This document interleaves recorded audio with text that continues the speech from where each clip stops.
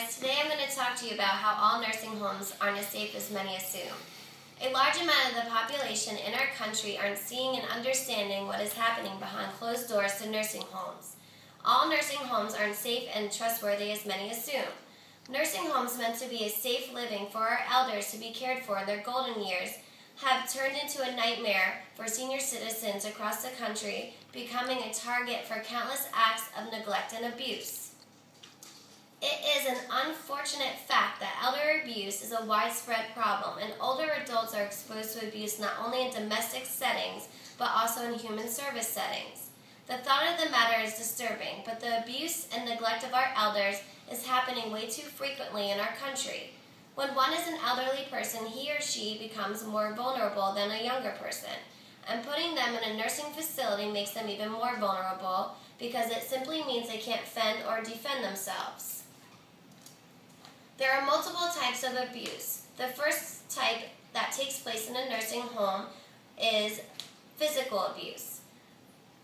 This type of abuse is a non-accidental abuse done by touching, pushing, hitting, and anything that is physically done to a resident by a worker at the facility, such as the nurses and caregivers. Along with physical abuse, there is emotional abuse. Emotional abuse can be when the resident is suffering from stress, depression, or anxiety, and the caregiver chooses to yell at the resident, which causes the disease to become worse. The third type of abuse is financial fraud. This type of abuse is basically taking advantage of the elders that don't really understand what's going on. This can include billing for procedures and medicines that did not take place. The companies can earn the trust of the vulnerable elder, then simply take advantage of them and steal their money without them even realizing. The last type of abuse is sexual abuse. Sexual abuse that happens in a nursing home doesn't always have to be physical. It can also be verbal, such as forcing the residents to undress without a cover. Consider these facts. The National Center on Elder Abuse estimated 1 to 2 million elders are abused annually. Only 1 in 14 cases of elder abuse is reported. Estimates of the frequency of elder abuse range from 2 to 10%. Many families in this day and age are choosing long-term care in comparison to home care for their own personal reasons. If a family is looking into a nursing home for their loved ones, there are a few steps to take before choosing a facility. When a family chooses to put their loved one in a nursing home, it is very important to do lots of research on that particular facility, find other families that have used that facility before, visit the facility multiple times, and talk to the residents and staff. There are multiple signs and symptoms to be aware of when a loved one is a victim of being abused.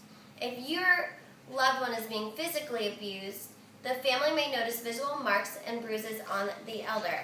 Most of the time, the victim is a resident that cannot speak up for themselves, or they are suffering from a disease that they don't remember they were even abused.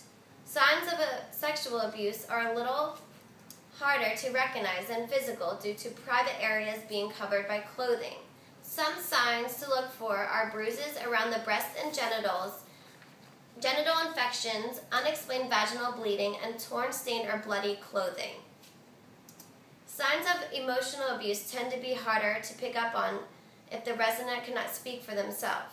Signs of emotional abuse are the following: threatening, belittling, or controlling caregiver behavior that you witness behavior from the elder that mimics dementia, such as rocking, sucking, or mumbling to oneself.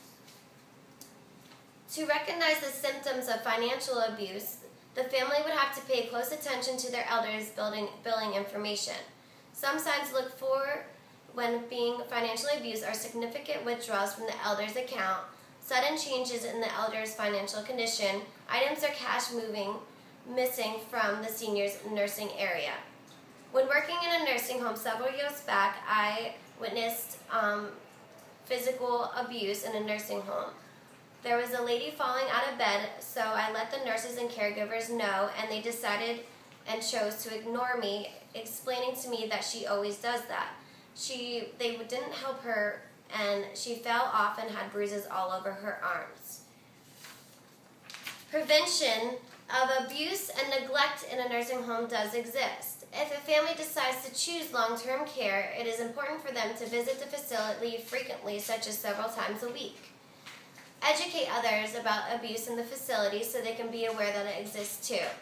It is important to speak up if anyone suspects any type of abuse. They will only be helping, not hurting. There are multiple hotlines one can call and report anonymously. Spreading the awareness of abuse and neglect of elders is one way to minimize the amount of cases across the country. Our elders are people just like the rest of us. They all deserve to be treated with respect and love the last few years they have to spend. It is important for the family to lay out their options when considering long-term facility. More and more cases are arising throughout the country, and it is time for it to stop. Thank you.